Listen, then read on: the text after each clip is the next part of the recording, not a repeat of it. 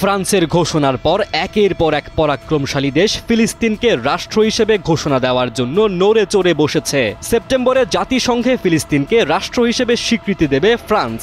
এই ঘোষণার পর যেন হঠাৎ করে ঘুম ভাঙল যুক্তরাজ্যের। ব্রিটিশ পার্লামেন্টের 221 জন এমপি একসাথে কলম চালিয়ে লিখে ফেললেন এক ঐতিহাসিক চিঠি, যা জমা পড়েছে সরাসরি প্রধানমন্ত্রী স্টারমারের কার্যালয়ে।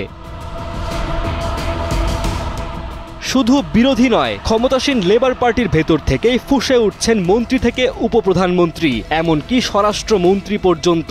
তাদের ভাষা সোজা সাপটা, আর নয় টালবাহানা। এখনই সময় ফিলিস্তিনকে স্বীকৃতি দেওয়ার। ওদিকে রাশিয়া বলছে, আমরা তো অনেক আগেই দিয়েছি। ক্রেমলিনের মুখপাত্র স্মরণ করিয়ে দিয়েছেন, মস্কো 1988 সালেই ফিলিস্তিনকে রাষ্ট্র হিসেবে স্বীকৃতি দিয়েছিল।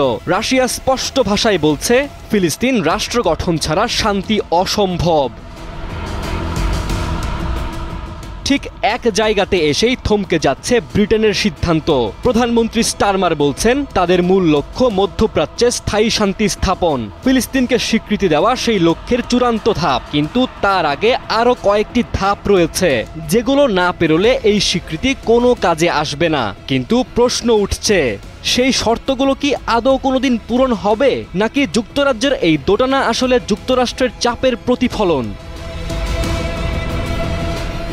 ফ্রান্স যেখানে সামনে এগিয়ে আসছে, জার্মানি এ নিয়ে কূটনৈতিক বৈঠকে ব্যস্ত, রাশিয়া সরাসরি সমর্থন জানাচ্ছে, সেখানে ব্রিটেনের এই অপেক্ষা কাকে খুশি রাখতে, নিজেকে না ওয়াশিংটনকে? ব্রিটিশ এমপিদের ভাষায়, ফিলিস্তিনকে রাষ্ট্র হিসেবে স্বীকৃতি দেওয়া এখন শুধু রাজনৈতিক সিদ্ধান্ত নয়, এটা নৈতিক দায়। দ্বিরাষ্ট্রীয় সমাধানের জন্য এটা হলো প্রথম শক্তিশালী পদক্ষেপ। বিশ্ব যখন যুদ্ধবিরতির দাবিতে সোচ্চার, লাখো নিরীহ ফিলিস্তিনের রক্ত যখন নীরব সাক্ষী হয়ে আছে, তখন প্রশ্নটা তাই আরও জোরালো। তবে কি স্বীকৃতি পেতে যাচ্ছে ফিলিস্তিন, নাকি বাধা হয়ে থাকবে পশ্চিমা রাজনীতির অদৃশ্য জাল? ডেস্ক রিপোর্ট, সময়ের আলো।